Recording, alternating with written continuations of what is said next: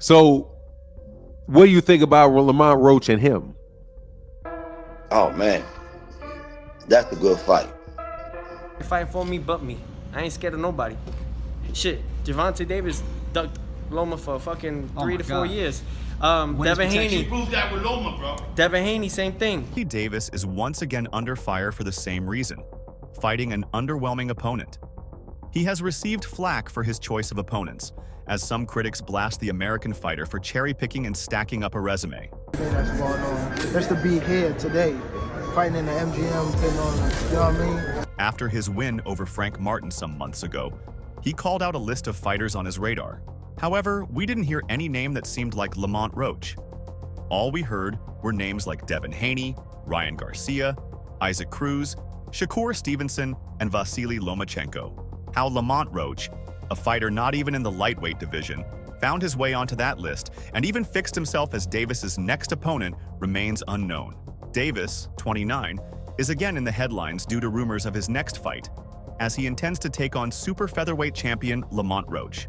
However, this will be Roach's first endeavor at 135 lbs to fight for the belt. And this is happening because the World Boxing Association granted a special sanction to Roach to have a shot at Tank Davis. At 30, Davis has been on Devin Haney's and other competitors' targets for his matchup decisions. The Dream even reacted with a laughing emoji when Davis made his latest announcement. Interestingly, Roach is not the only opponent Davis's team had zeroed in on. Edwin de los Santos was also in talks. Humberto Betancourt, in a conversation with M-City Boxing, admitted that they were contacted by Davis's team. More to do. We got more to do, guys. I don't know. Right, Dallas. You got Dallas? After such a lucrative offer, they even started preparing for the fight. But eventually, Roach claimed that opportunity for himself. When asked about the matchup, the coach declared, "Hey, I ain't knocking it. It is a good fight. A 130-pounder going up to 135. Why would you fight someone who is a natural 135-pounder? When De Los Santos and Roach are put together, the latter would come out as an easier matchup. Betancourt pointed out that it's tougher to beat a natural 135 lb boxer than someone moving up in weight. Face of boxing, weren't able to make the grand arrivals yesterday. I know sometimes like Canelo, I'm sure he doesn't want to go to the arrivals, doesn't want to talk to us and all our questions. However, this doesn't take away from the fact that Roach is the reigning champion at 130, is on a 6-fight win streak, and has only suffered 1 defeat in his 27-fight career. Renowned for his explosive force and crowd-pulling skills, Tank Davis has become one of the brightest stars in boxing. The Baltimore native, 29 years old, has an amazing record of 30 wins. Davis often takes a different approach. Absolutely. Near the end of 2025, that's what we're aiming for. There you go. There you go. You heard it from the man himself. Generally allowing his opponent to win early rounds before delivering a knockout punch with 1 devastating blow. Currently holding the World Boxing Association Lightweight World Championship, Davis is one of the most marketable athletes in the sport, which is why so many rivals are eager to share the ring with him. 2-division champion Teofimo Lopez, who recently indicated he was ready for a confrontation later this year, is among those seeking a fight. In a recent interview with Fight Hype, Lopez questioned Davis's commitment to facing elite opponents. He emphasized the long-standing belief that Davis, Pound for pound, I think I'm a harder puncher than Tank. That's very interesting. I know the fans are going to love to hear that. has been under close control by his management, particularly noting his earlier resistance to facing Vasily Lomachenko. They don't believe in themselves, Lopez said. How many times did they say that Tank Davis was not ready for Loma? That they had to prep him? How many times did Mayweather have to speak for Tank Davis? I'm just speaking facts.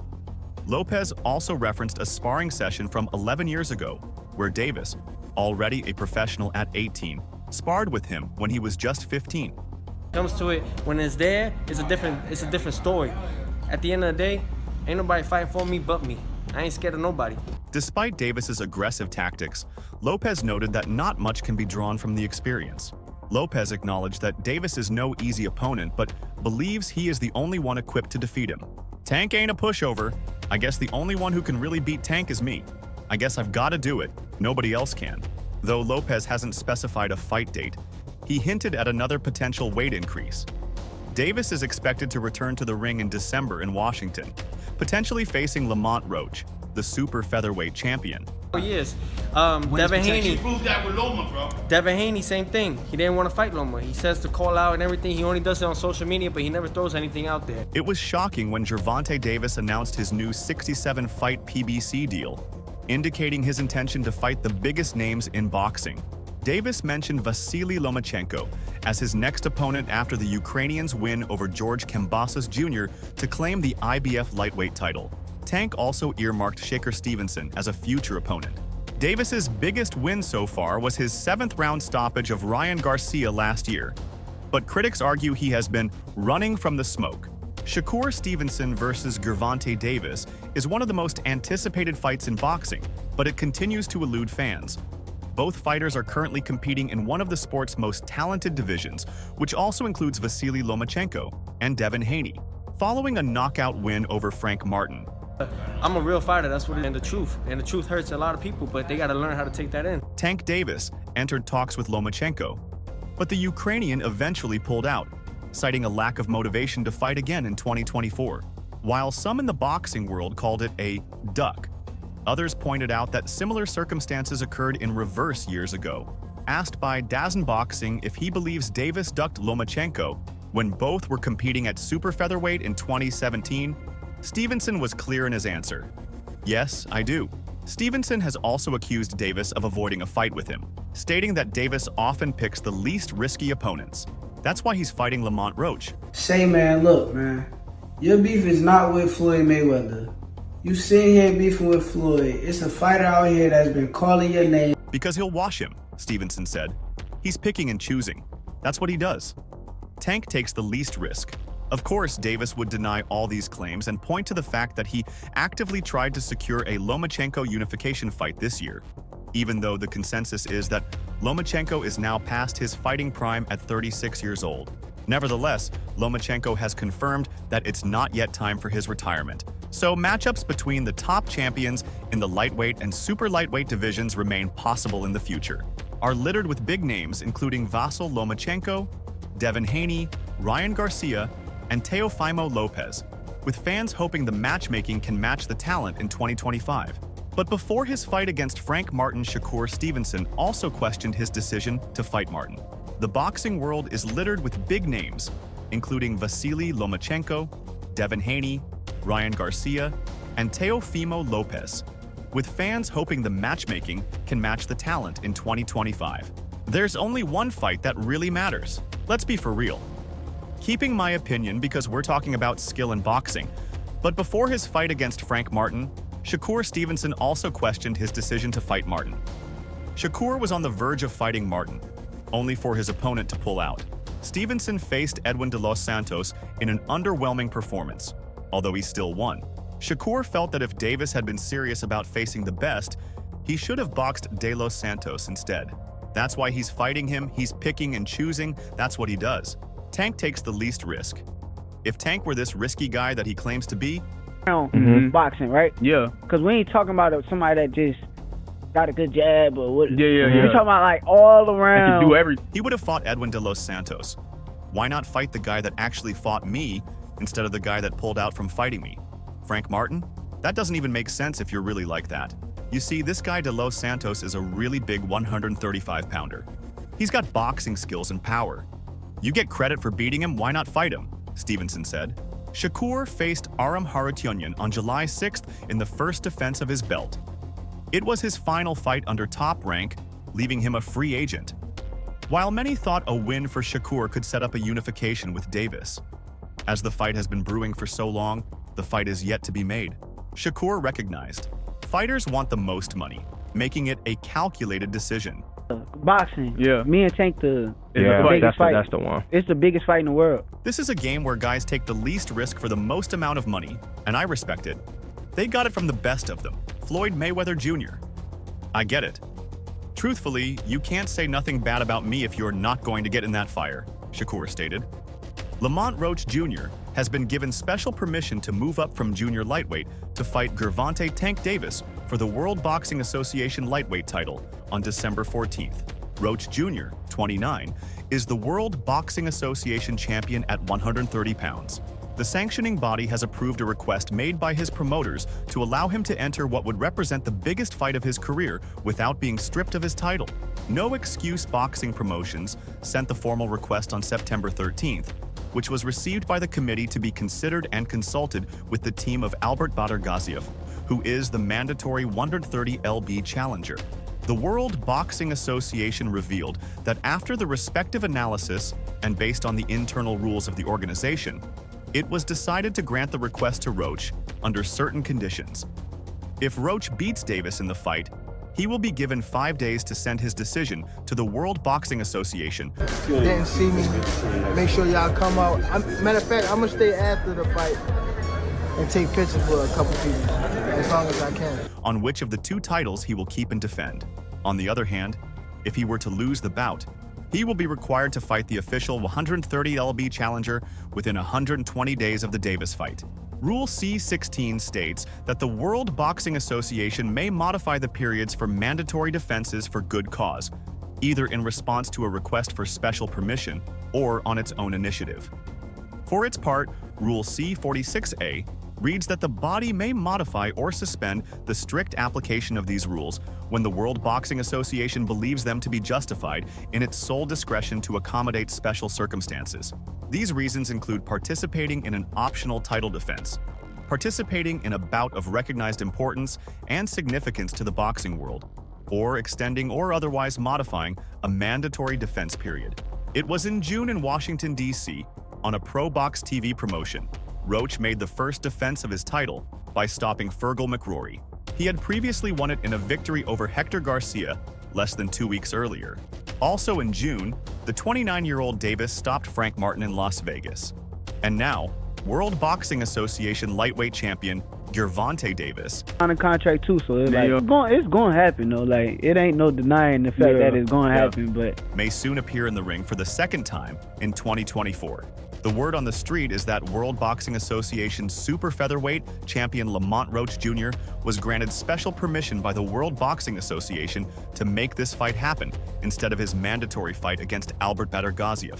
The World Boxing Association previously summoned Roach to face interim titleist Bader-Gaziev earlier this year. However, a one-time exception was made for Roach to face Davis for the World Boxing Association lightweight title instead. There are speculations about when and where this fight may go down, with a working date of December 14th. However, Ring Magazine's Jake Donovan claims to have learned that the PBC on Prime pay-per-view could also transpire on December 21st. As for the location, Capital One Arena in Washington, D.C. seems to be targeted, though the NHL's Washington Capitals have a game on December 14th in the arena, making the latter date more plausible. Las Vegas is also being considered for this bout, and if the fight happens in Vegas, the event could see a co-feature by David Benavidez. The duo previously did something similar on June 15th at MGM Grand Garden Arena. Regardless, the outcome of this fight will dictate whether Roach will have to face his mandatory challenger down the line. thank you, bro. But that's because, see, Hector was supposed to fight me because I was the mandatory. But he uses voluntary defense to fight Tank, which isn't a defense because he moved up.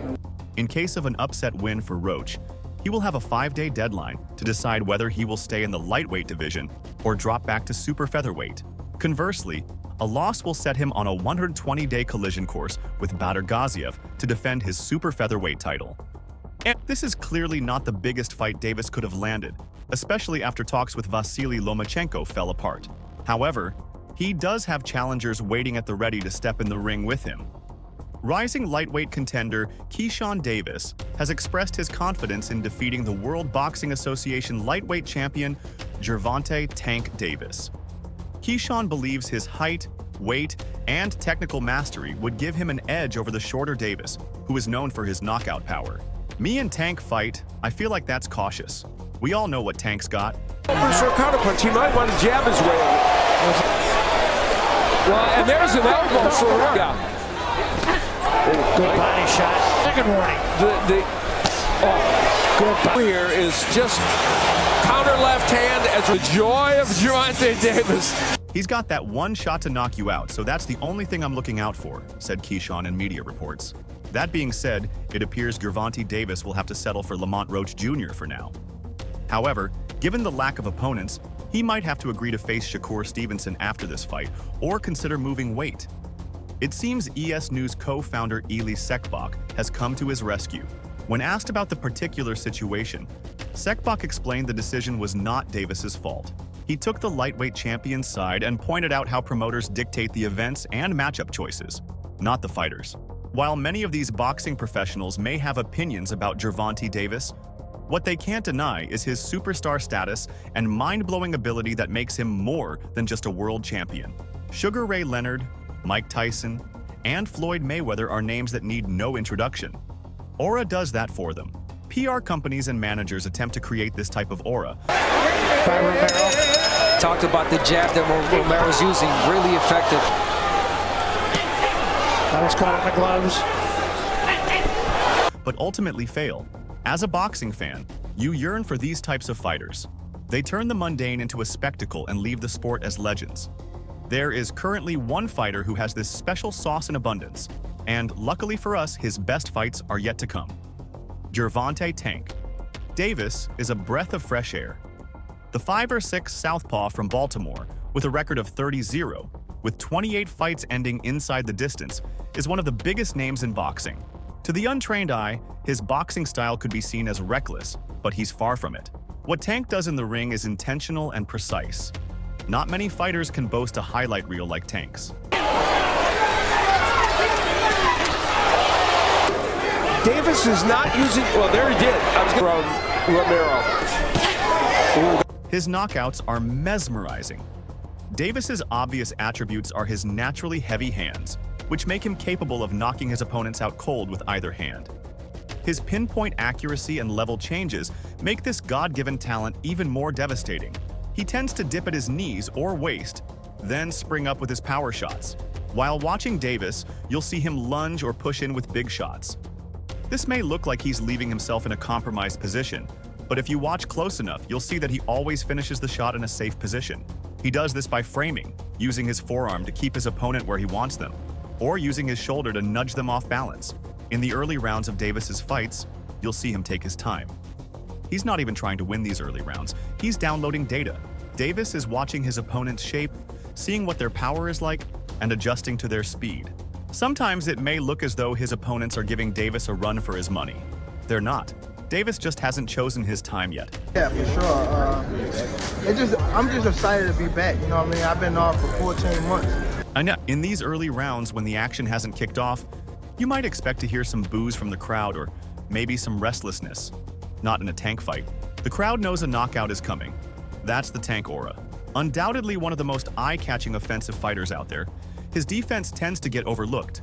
This could be because all of his defensive techniques are implemented in a way that capitalizes on countering, which is the calling card of an intelligent knockout artist. You will often see his opponents in a game of catch-up because he's constantly changing his shape.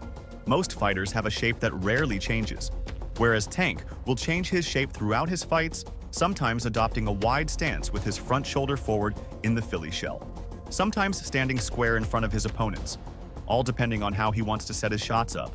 You'll see Tank baiting his opponents by putting his weight on his front foot and placing his gloves up by his temples.